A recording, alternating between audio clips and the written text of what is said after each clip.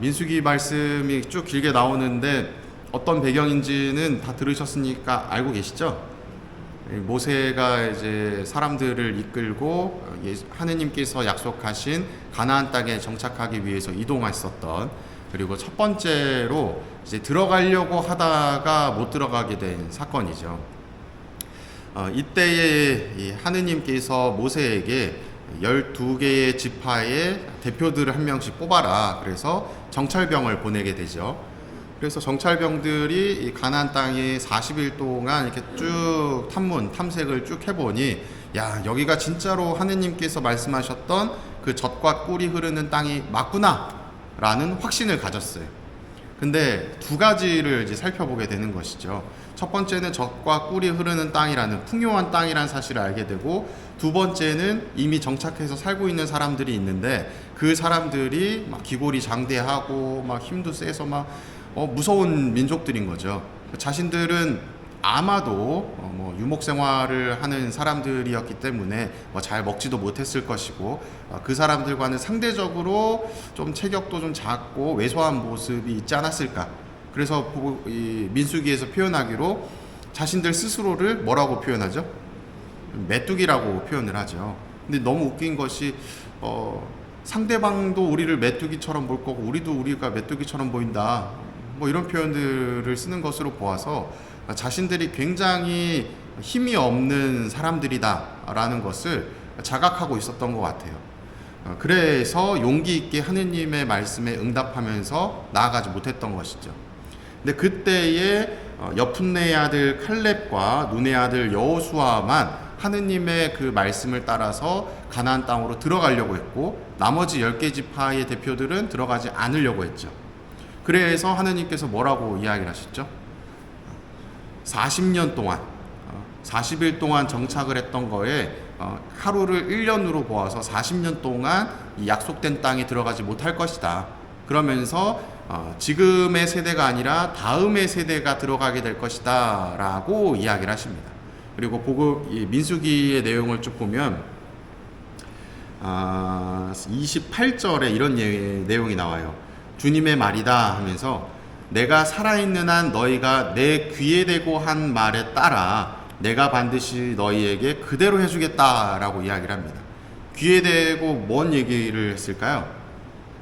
못 들어갈 것 같다는 얘기를 한 거죠. 하느님은 분명히 가능하다라고 이야기를 하는데 받아들이는 사람들은 자신들의 생각대로 못 들어갑니다 라고 했던 겁니다. 그래서 그래 니들 뜻대로 해줄게 하면서 40년을 이제 들어가지 못하는 상황에 놓이게 되는 것이죠. 그래서 오늘 1독서의 내용에서 주제를 뽑자면 어떤 주제를 뽑을 수 있을까요? 하느님 말 잘 들으라는 거죠. 하느님께서 하라 그러면 하라는 거예요. 괜히 저희는 메뚜기 같아서 저 기골이 장대한 사람들하고 싸워서 이기지 못할 것 같아요. 니들이 왜 걱정해? 하느님이 다 뒤에서 해주는데 걱정하지 말고 들어가. 못해요. 이런 모습을 보이지 말라는 겁니다. 용기를 가지고 하느님 뜻대로 하라는 이야기죠. 오늘 복음 내용은 우리가 잘 알고 있는 내용입니다. 예수님께서 티로와 시돈 지방으로 가셨고 거기에서 가나안 여인을 만나게 되고, 그 가나안 여인이 자신의 딸이 귀신이 들렸고 그 귀신 들린 것을 물리쳐달라 하고 예수님에게 청을 하는 내용. 여기서 우리가 알고 있어야 되는 부분, 이 티로와 시돈이라고 하는 지역은 어떤 지역이다? 이민족들의 지역이다라는 사실입니다.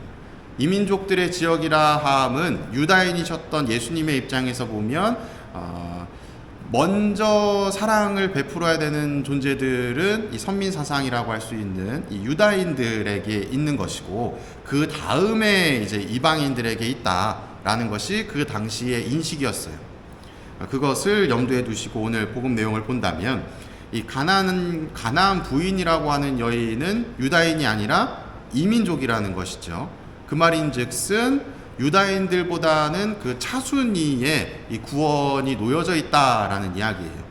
그리고 하나 더 말씀드리고 싶은 것은 오늘 나오는 이 마태복음에서 그 당시에는 이 구원이라고 하는 것이 유다인들에게만 있다라고 이야기를 했는데, 그것이 조금의 어떤 논쟁거리가 있었다고 이야기를 합니다. 어떤 논쟁거리냐면 유다인들에게만 있어가 아니라 유다인들에게 우선적으로 있고 그 다음에 이민족들에게도 있을 수 있다라고 하는 그 가능성이라는 측면에서 논쟁이 있었다고 이야기를 하는데, 그 부분을 오늘 복음을 통해서 살펴볼 수가 있는 것이 아닌가 생각이 듭니다. 자, 보시면 예수님이 이제 뭔가 이제 하고 계실 때 가나안 부인이 와서 막 소리를 막 지르잖아요. 자비를 베풀어 달라고.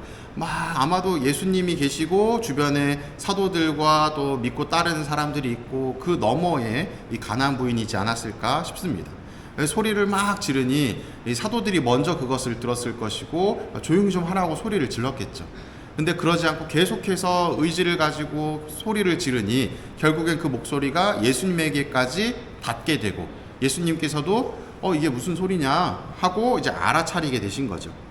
그래서 이제 예수님이 이렇게 이야기를 하죠. 나는 오직 이스라엘 집안의 길 잃은 양들에게 파견되었을 뿐이다. 이 얘기는 누구를 뜻하는 거죠? 길 잃은 양, 이스라엘 집안의 길 잃은 양은 누굴까요? 이민족일까요? 유다인일까요? 유다인들인 것이죠. 유다인들한테만 파견되었다라고 딱 못 박는 겁니다. 그랬더니 여자가 뭐라 그래요? 그래도 저를 도와주십시오 하고 또 간청을 하니 예수님께서 굉장히 좀 치욕스러운 표현을 하십니다. 자녀들의 빵을 집어 강아지들에게 던져주는 것은 좋지 않다라고 이야기를 하셔요. 여기서 사용되는 이 강아지들이라는 표현을 어떻게 표현할 수 있을까요? 강아지들을 개들이라고 표현을 하고, 이 아지라는 표현이 이 지소사잖아요. 어떤 무언가를 좀 작게 표현하는 것. 그러면 강아지들이 아니라 개들인데, 개들을 그렇게 작게 표현하면 어떻게 표현이 될까요? 개들을 작게 표현하면 다 머릿속에 떠오르셨죠? 네. 개의 새끼인 거죠. 그 말인즉 쓴 무슨 의미예요? 굉장히 치욕스러운 표현을 한 거예요. 어디 감히 하면서 굉장히 불편한 감정 표현을 한 겁니다. 그런데 거기에 관해서 이 여자가 무엇이라고 응답을 했냐? 그러나 강아지들도 주인의 상에서 떨어지는 부스러기는 먹습니다 라고 이야기를 하죠. 그렇게 치욕스러운 모습을 당했음에도 불구하고 여전히 예수님에게 믿음을 표현하고 있는 모습을 살펴볼 수가 있어요. 그리고 여기서 하나 더 살펴볼 수 있는 것이 무엇이냐면 주인의 상이라는 표현이에요. 주인의 상이라 함은 이제 우리가 지금으로 따진다면 테이블이 있고 의자 있고 거기 위에서 이제 식사를 하시잖아요. 예수님이 거기서 식사를 하시면 같이 앉아 있는 사람들은 누굴까요? 이방인일까요? 유다인일까요? 유다인들이 식사를 하고 있는 거예요. 그러면 거기서 떨어지는 것을 누가 먹을 수도 있다는 거예요? 이방인들도 먹을 수 있다는 것이죠. 이거를 조금은 안 좋게 볼 수도 있지만 이렇게 볼 수가 있어요. 같은 음식을 먹고 있다는 겁니다. 아예 배제된 것이 아니라 그 주인의 상에 차려진 음식, 그것이 곧 구원이라는 측면으로 본다면 그 구원이 유다인들에게만 있는 것이 아니라 같은 상에 놓여져 있던 것이 부스러기가 떨어진다 한들 그 이방인들에게도 마련되어 있다는 거예요. 그래서 제가 아까 애초에 유다인과 이방인 사이에 구원이 어떻게 되냐 저떻게 되냐 얘기했던 것이 바로 이 구절에서 살펴볼 수 있는 부분입니다. 그래서 이제 예수님께서 그 여자에게 여인아 너의 믿음이 참으로 크구나. 내가 바라는 대로 될 것이다 라고 표현을 하시고 그 순간에 여인의 딸이 나았다 라고 표현을 해주고 있죠. 여기서 믿음이 참으로 크구나 하고 내가 바라는 대로 될 것이다 라는 구절, 이 일독서에서 살펴본다면 어디서 찾을 수 있을까요? 제가 아까 전에 28절에 내가 살아있는 한 너희가 내 귀에 대고 한 말에 따라 뭐라고 했다? 내가 반드시 너희에게 그대로 해주겠다 라는 것이죠. 그들이 믿었던 대로 해주겠다는 거예요. 민수기에서는 하느님의 말씀을 따르지 않았던 그들이 스스로 판단하고 있었던 믿음, 그들의 마음을 두고 있었던 그대로 해주겠다. 결국 못 들어가게 된 것이죠. 근데 복음에서는 반대로 이 가나안 부인이 나을 것입니다 라는 믿음을 가지고 있었더니 결국은 나았다는 것이죠. 이걸 통해서 우리는 무엇을 생각할 수 있을까요? 믿으란 얘기죠. 믿어야 된다는 이야기입니다. 하느님께서 조금은 우리에게 무리한 것을 요구할 수도 있고 내 상황 안에서 믿기 어려운 상황에 놓여질 때도 있겠지만 믿음을 놓지 않고 항상 그리스도에게 다가가려고 하는 모습을 보인다면 결국은 원하는 것을 얻을 수 있다는 것을 이야기해 주고 있는 겁니다. 우리도 신앙생활 하면서 마찬가지죠.